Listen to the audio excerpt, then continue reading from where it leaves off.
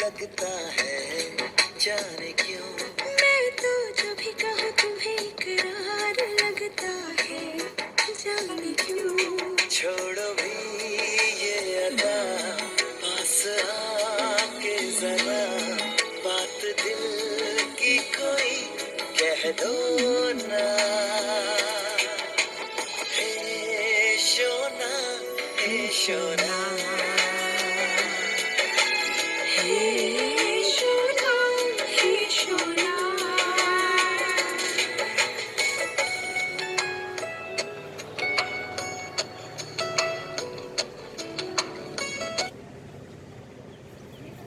Good morning, शुभ प्रभात, सत श्री अकाल, आदाब दोस्तों। कैसे हो सब? आशा करती हूँ अच्छे ही होंगे। तो एक लड़का था और उसके फादर ने उससे कहा कि go and find the secret of happiness. खुशी का कारण ढूंढ के आओ। और उसने उसको बताया कि जो सबसे वाइज मैन है आप उनके पास जाएंगे ये सीक्रेट ऑफ हैप्पीनेस जानने के लिए। और वो लड़का चल पड़ा अपने घर से और 40 दिन चलने के बाद जा कर के वो एक पहाड़ के ऊपर में एक कैसल था, वहाँ जा कर के पहुँचा। और जब वो कैसल के मेन रूम में जा कर के पहुँचा तो उसने क्या देखा कि वहाँ पे बहुत चहल पहल थी। ट्रेडर्स आ रहे थे, जा रहे थे, चीज़ें दिखा रहे थे, लोग देख रहे थे और कमरे के हर कोने में लोग खड़े होकर के बातें कर रहे थे।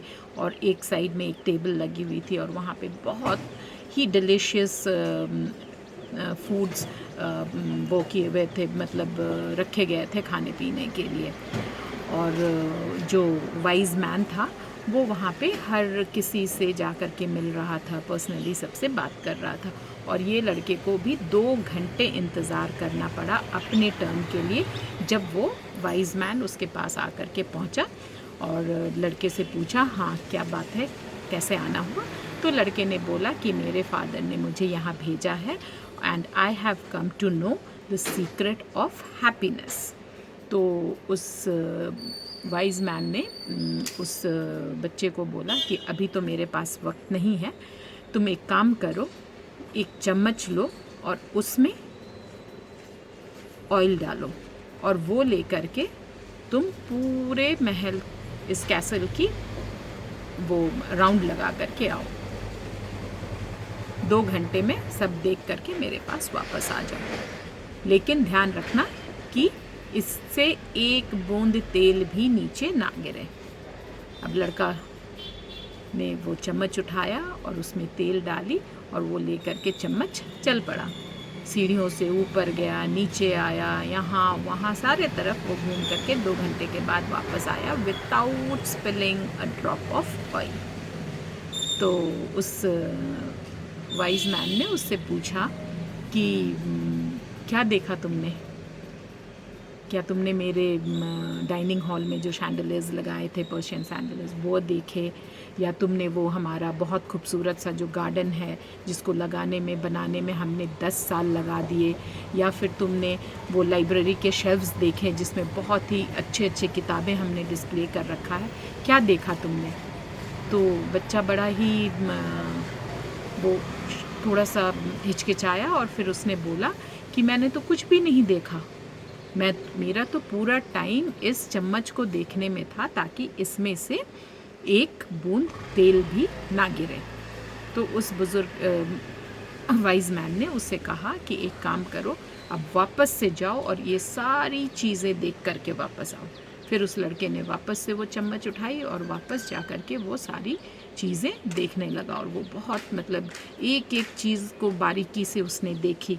और देखने के बाद जब वो वापस आया तो उसने उस वाइज मैन से कहा कि मैंने आपका गार्डन भी देखा, मैंने आपके कमरे भी देखे, उसमें की गई कारीगरी भी देखी, और मैंने वो लाइब्रेरी, मतलब हर जगह, हर कोने को मैंने जा कर के देखा और उसकी खूबसूरती को मैंने महसूस किया।